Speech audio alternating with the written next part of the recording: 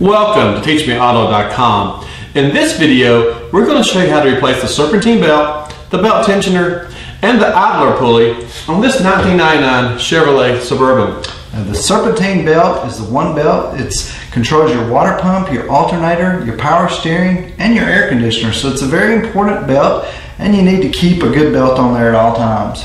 So now we're going to go over the tools that we will need. A 13mm socket and ratchet for removing the belt tensioner and the idler pulley. Here we use a serpentine belt removal toolkit to loosen the tension on the belt with a belt tensioner. Now you can probably get away with just using a 3/8 ratchet, but we found this tool pretty handy. Here we have our new idler pulley, our new belt tensioner,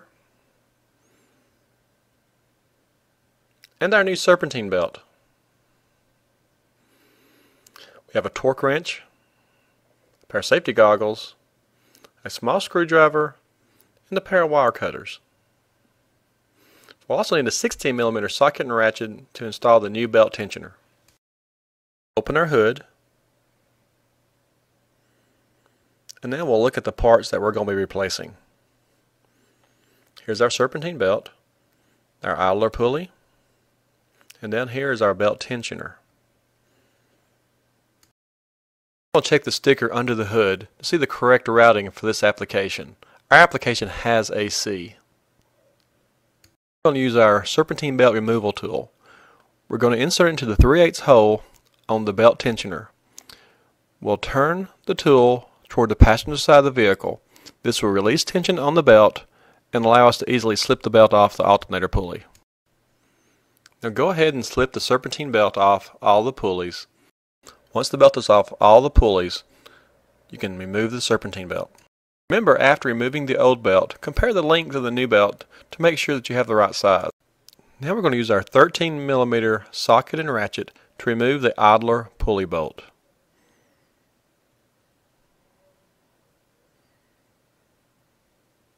Once you have the bolt loose, you can go ahead and finish removing it by hand.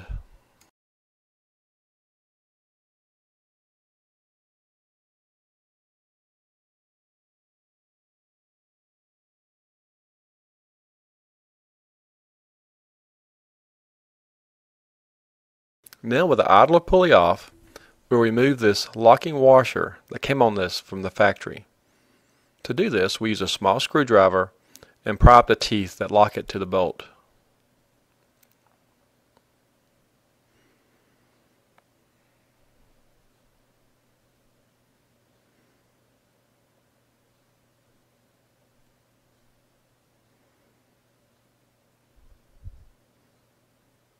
Once we've raised it up enough, we'll use our wire cutters to cut the washer off. There's no need to replace this washer.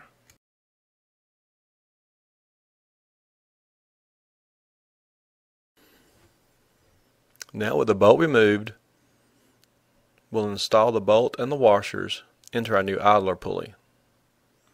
It is a good idea to use Loctite on the bolt to keep it from coming loose. Tighten up the bolt as much as you can by hand.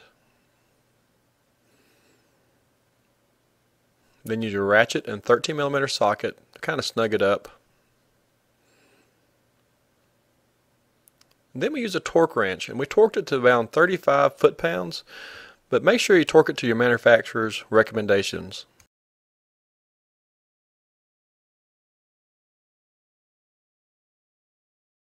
Now we're going to remove the belt tensioner. Again, we'll be using a 13mm socket and ratchet. Once it's loose, go ahead and remove the bolt by hand and slide the belt tensioner out. Now we're going to get our new belt tensioner ready. Our belt tensioner came with new hardware, so we'll install that. Now make sure the dowel and the sleeve on the back of the belt tensioner fit into the two corresponding holes on the engine.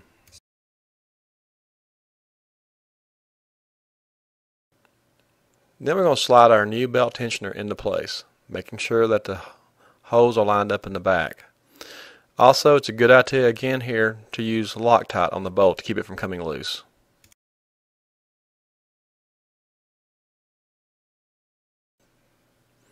And once we have it tightened up by hand, we'll tighten it up using our ratchet. Now, our new hardware required a 16mm socket and ratchet. We're going to torque this again to around 35 foot-pounds or to your manufacturer's specifications. Now we route the serpentine belt according to the diagram on the front of the engine, and always make sure that the groove side goes into the grooved pulleys.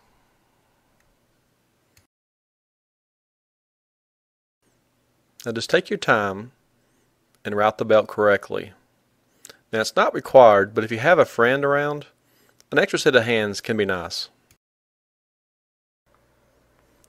Now we found it easiest to route the belt over all the pulleys except for the alternator pulley.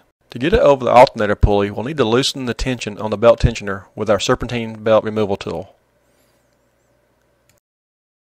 Now that we have the belt on, we'll crank the vehicle up to make sure the belt is on correctly. Well, we hope this video will help you change the serpentine belt, the belt tensioner, and the idler pulley in your 1999 Chevy Suburban. As you can see, this wasn't a very hard task. We didn't have to jack the vehicle up or anything, and everything was accessible from under the hood. So you could probably do it in 30 minutes or less. That's for sure. Now, we welcome your comments. You can send those to us at comments@teachmeauto.com. And as always, thank you for visiting teachmeauto.com and have a great day.